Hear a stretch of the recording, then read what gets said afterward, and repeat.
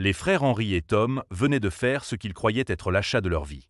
C'était un vaste terrain à la périphérie de la ville, isolé mais suffisamment proche de la civilisation pour être pratique. Leur rêve était de construire leur propre maison, un sanctuaire où ils pourraient vivre entourés de nature, loin du bruit et du chaos de la ville. Le terrain leur était venu par une enchère en ligne à un prix incroyablement bas. Ils plaisantaient en disant que c'était trop beau pour être vrai, mais leur excitation surpassait tous les doutes. Un matin d'automne frais, ils partirent visiter leur nouvelle propriété pour la première fois, impatients de voir ce qu'ils avaient acheté. En montant la longue route non pavée menant à leur terrain, l'anticipation vibrait dans l'air. Les frères imaginaient les possibilités. Une maison spacieuse, un potager, peut-être même une petite grange. En approchant du terrain, quelque chose d'inattendu apparut. Au milieu de la propriété se tenait un hangar. Il était vieux et délabré, son toit en métal rouillé à peine accroché au mur. La structure n'avait pas été mentionnée dans la liste de la propriété, ni marquée sur la carte qu'ils avaient reçue après l'achat. Henry et Tom échangèrent des regards perplexes en garant leur voiture et en descendant sur leur nouvelle terre. Les deux frères avancèrent prudemment vers le bâtiment. Des mauvaises herbes et des vignes avaient envahi ses murs, et les grandes portes doubles à l'avant étaient sécurisées par une lourde chaîne et un cadenas. Henry fit le tour du hangar à la recherche d'une autre entrée, tandis que Tom inspectait le cadenas. « Tu mourrais d'envie d'avoir une excuse pour jouer les bricoleurs. Vas-y. » Henry balaya la zone du regard et trouva rapidement un tuyau d'acier dépassant d'un tas de débris à proximité. Utilisant le tuyau comme levier de fortune, il tordit et tira contre la chaîne. Il fallut plusieurs tentatives, mais avec un claquement sonore, la chaîne se brisa. « Beau travail », dit Tom, tapant son frère dans le dos. Ensemble, ils poussèrent les lourdes portes pour révéler l'intérieur du hangar. L'air à l'intérieur était humide et rance, portant l'odeur de moisissure et de décomposition.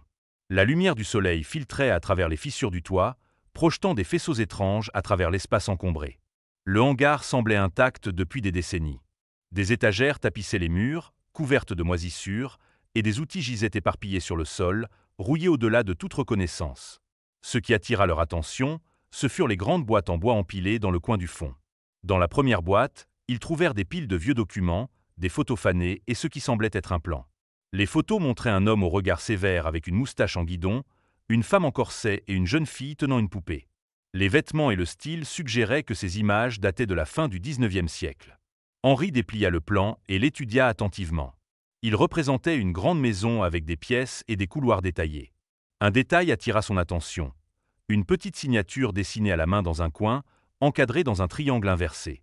Les initiales indiquaient RS. La découverte éveilla une curiosité chez les frères qu'ils ne pouvaient ignorer. Ils décidèrent d'approfondir leurs recherches, déterminés à découvrir l'identité de RS et l'histoire de leur terrain. Leur première étape fut la bibliothèque locale, où ils espéraient trouver des archives ou des documents qui pourraient éclairer leur découverte. Des semaines passèrent sans réponse, et les frères commencèrent à perdre espoir. Puis un matin, Tom reçut un appel téléphonique. La voix à l'autre bout appartenait à un historien âgé nommé M. Turner, qui prétendait avoir des informations sur RS. Lorsque M. Turner vit le plan que les frères avaient trouvé, ses yeux s'agrandirent. « J'ai un plan similaire », dit-il, sortant une grande feuille de papier de ses archives. Il était presque identique à celui des frères, sauf pour une différence clé. Le hangar et sa zone environnante étaient absents de la version de M. Turner. Les frères retournèrent à leur propriété, leur curiosité frisant maintenant l'obsession. Ils fouillèrent méticuleusement le hangar, mais rien ne semblait hors de place. Henry fit les 100 pas, frustré, ses pas résonnant faiblement. Puis il remarqua quelque chose d'inhabituel. Certaines parties du sol sonnaient creux. Les frères prirent des outils et soulevèrent les planches du sol, révélant un compartiment caché sous le hangar. À l'intérieur se trouvait un petit coffre verrouillé. Henry le souleva avec précaution, sentant le poids de son contenu. Lorsqu'ils ouvrirent le coffre, ils trouvèrent une variété d'objets, d'autres documents, un journal et une collection de pièces d'or. Le journal, écrit de la main de Robert Stevenson, détaillait sa vie, ses réalisations, ses luttes et son désir de laisser un héritage pour les générations futures. La dernière entrée révélait quelque chose d'étonnant. Stevenson avait caché une fortune sur la propriété, enterrée sous un repère spécifique décrit dans le journal. Suivant les instructions du journal, les frères localisèrent le repère, un grand chêne près du bord de la propriété. Ils creusèrent sous ses racines et découvrirent une boîte en métal contenant des liasses de billets, plus de pièces d'or et une lettre adressée « À mes descendants ». La lettre expliquait que Stevenson avait prévu l'effondrement de sa richesse en raison de la mauvaise gestion par ses héritiers et avait pris des mesures pour s'assurer que sa fortune survive pour les générations futures. Les frères furent stupéfaits de réaliser qu'ils étaient probablement des parents éloignés de Robert Stevenson, reliés par le destin à la terre qu'ils avaient achetée. Un léger bruit sourd résonna dans l'air tranquille du soir, interrompant les pensées d'Henri alors qu'il marchait dans la cour arrière envahie de la vieille propriété. Il s'arrêta, son cœur s'accélérant, et jeta un coup d'œil autour de lui. Rien ne semblait hors de l'ordinaire, mais le son avait été si distinct, si délibéré, qu'il ne pouvait l'ignorer. Un instant, il resta immobile, ses oreilles tendues pour capter un quelconque bruit de suivi. N'entendant rien, il tapota du pied sur le sol sous lui. Le son se répéta, étouffé mais indéniable. Un frisson de curiosité mêlé à une pointe de doute le traversa. Imaginait-il des choses? Les pensées d'Henri s'emballaient. La propriété, longtemps réputée pour détenir des secrets, avait éveillé l'intérêt de lui et de son frère Tom depuis qu'il avait hérité de leur oncle décédé. Elle ne semblait être guère plus qu'un vieux cabanon délabré dans un coin de terre sauvage, mais maintenant, son imagination s'emballait. Le pouls d'Henri s'accéléra. « On creuse », dit-il simplement. Il n'y avait pas besoin de plus de discussion.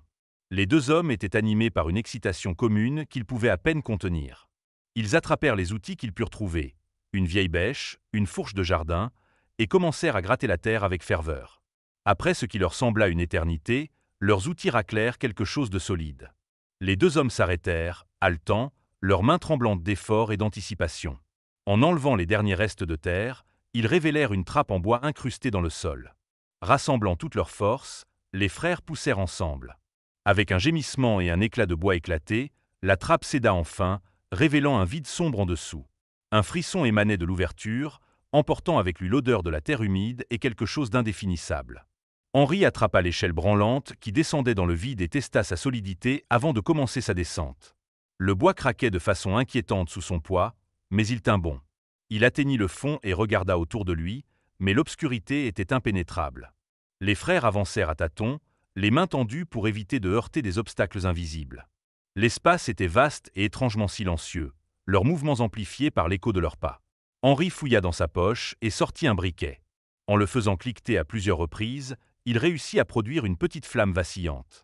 La faible lumière révéla suffisamment leur environnement pour distinguer des murs bordés d'étagères et une vieille lampe à huile suspendue à un crochet. « Par ici !» s'exclama Tom, attrapant la lampe.